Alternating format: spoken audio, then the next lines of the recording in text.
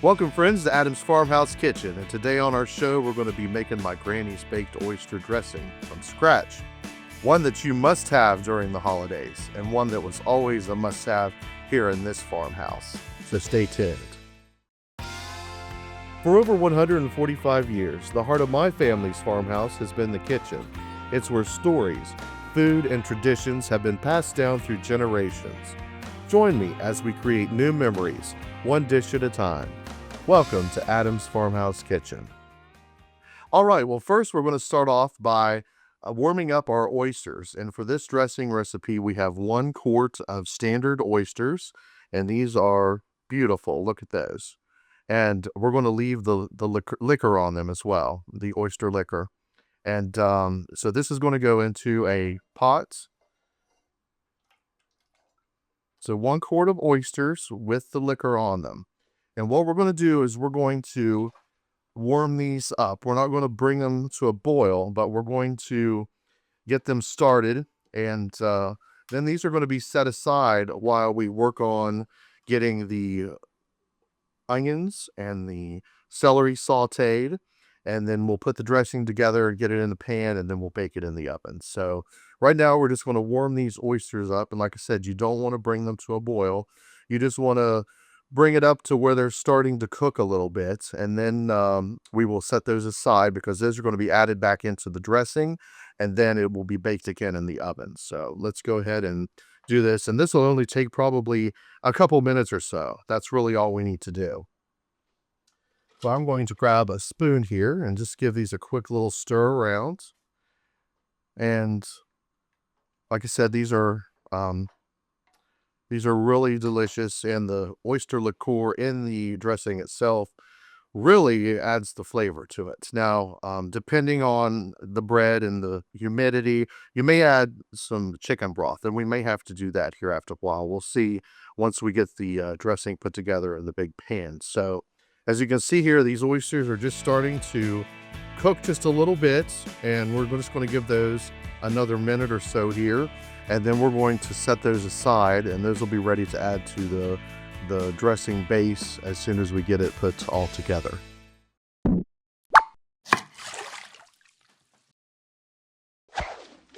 All right, now we're going to saute our celery and our sweet onion. So I've got 1 whole sweet onion that I've chopped up, just a rough chop, pretty small dice actually.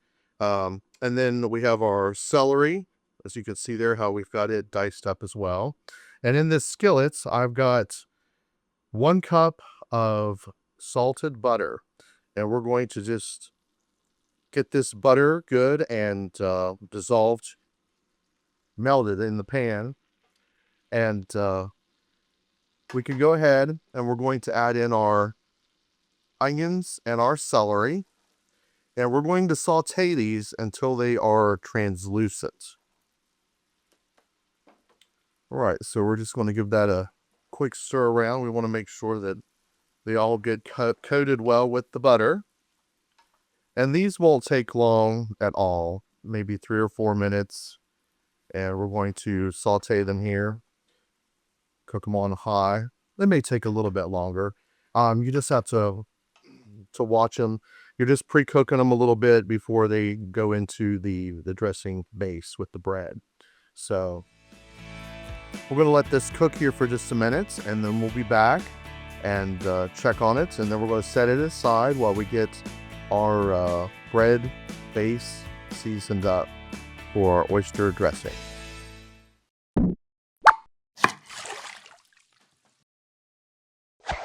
All right, well, we've got our onions and our celery sauteed here. And this skillet, we had this a long time. Grandpa and I actually went one time to get Granny and him an anniversary present. And so we got her this gourmet skillet. So this was back in the 1990s. And I think we paid around $50 for it at that time, which was a lot of money for a skillet. But this has been here probably 30 years or so, and Granny used it, and I still use it today, and it was a great $50 investment, I have to say. All right, so these are all done now. We're going to turn this off, and then we're going to put this aside, and then we'll get started on our oyster, the bread, the base for the oyster dressing.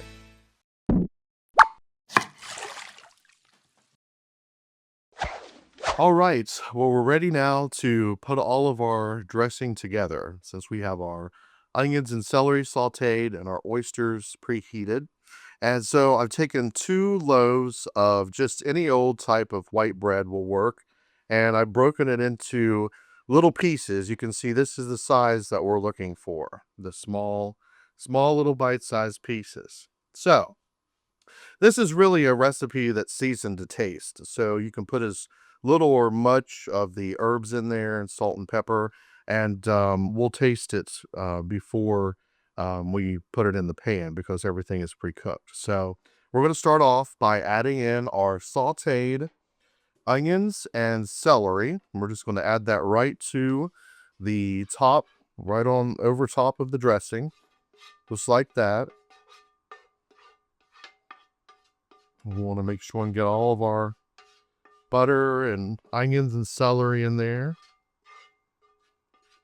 because that's what's going to make it really good. Okay, and then we have our pre-cooked oysters with the liqueur, and those are going to go right on the top, just like that. And boy, it does smell delicious. So we're actually going to salt and pepper this to taste. So we're going to start off by just putting in some salt, and we're going to put in some pepper. This is just regular black pepper. And we'll try it here in a minute and see how it tastes and see if we need a little bit more. And we're also going to put in, really, it's whatever type of seasoning, but Grandma used to use a little bit of thyme. So we're going to put some thyme in here like that. And we're also going to use some poultry seasoning. We'll put some poultry seasoning in. This really makes it good. And then we're going to put some rub sage as well. Some rub sage in there. And we're going to stir this up a little bit. And we're probably going to add a little bit of chicken broth. So let's see how moist our dressing is. And I think you have to stir it up really good because that bread really just sucks up all of the, it just sucks up all of the liquids. So let's see here what we got. I think we will just add a little bit of chicken broth. So I've got a can of chicken broth here. And Grandma used to add a little bit if she needed to. So we're going to put in some of that as needed till we get the right consistency. We don't want to go too much, too fast. You don't want it to be too soupy, but you want it to be wet enough.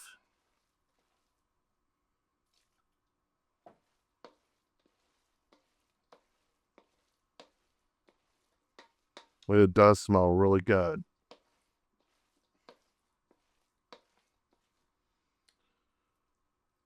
All right, so I'm going to get a spatula here, and I'm going to try this and see how it is. Now, the longer it sets and the longer it goes, it is going to it's going to flavor. The seasoning is going to go through it a lot easier.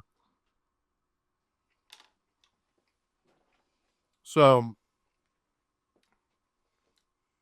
I think we may need just a little bit more salt, and we're going to add just a little bit more of the seasonings, a little thyme, a little bit more poultry seasoning, and just a little bit more sage in here. So let's go ahead and we're going to mix that all together, and we'll see where it is from there. I think maybe just a little bit more chicken broth. And it's starting to get to the consistency that we're wanting. And as this cooks in the pan, it will rise a little bit. So, well, that there is looking pretty good. Let's give it a little taste here again. Mmm. Mmm. Well, I wish she was here to try this now. You're going to have to go out and make this recipe. Okay, so I think our dressing is incorporated enough. Maybe just a little more splash of chicken broth. And then we're going to go ahead and get this into our baking pan. Now this pan that I'm going to be using, you can still buy these today, new ones, but this pan is Grandma's pan that she always made her oyster dressing in every Christmas Eve especially. And we usually made it at Thanksgiving too. So I'm just mixing this up as I'm talking because we want to make sure it's good and incorporated. So I think we're good to go there now. Now what we're going to do is we're going to put this in this porcelain, I guess it's porcelain lined pan, baking pan, and you can roast chickens in these as well. And what I've done is I've coated it with salted butter. So let's go ahead and we're going to get our dressing in the pan. So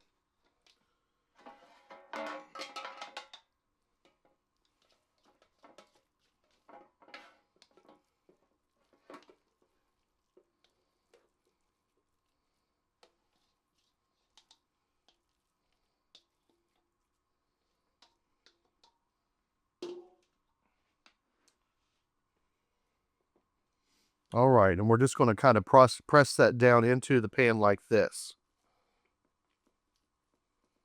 And you can make this a day or two in advance and keep it in the refrigerator if you want to, covered and sealed. And see, we're just going to press it right down into the pan like this. It's so good.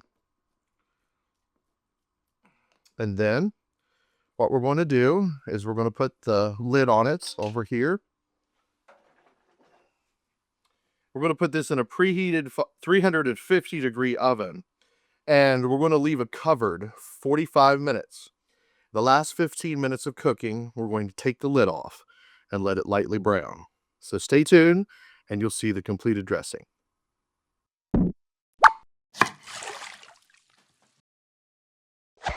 All right, well, our oyster dressing is all done, and boy, I'm telling you what, the house smells wonderful. So we put it in again for 45 minutes on 350, and then we took the lid off for the last 15 minutes so it would slightly brown on top. And as you can see, there's our beautiful oyster dressing, and I think Granny and Grandpa both would be proud. So hopefully you'll try this recipe out. It's in Adam's Farmhouse cookbook, and make sure to let me know what you think. So, and don't forget to like and subscribe, and follow us on Facebook and all of our other social media.